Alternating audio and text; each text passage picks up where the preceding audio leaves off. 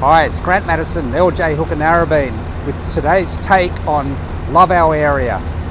I'm down here at the Narrabeen St Carpark, where there's some drilling works going on.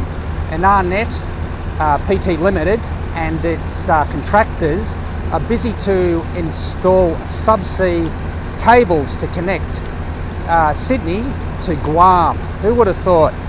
Once connected, this will supply superior connectivity to the internet, voice data, over to Asia and other parts of Europe. First stage will be digging and the construction of a concrete chamber where the subsea cables will later be connected. The horizontal drilling will be going down 800 metres and out towards the east, continuing up to 30 metres deep until it's able to connect in the ocean.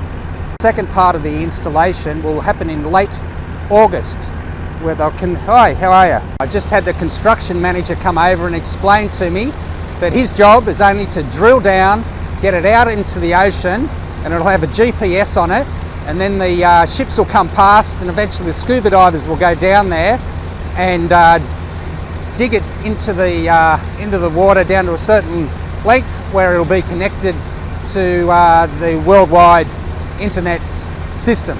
Sounds great.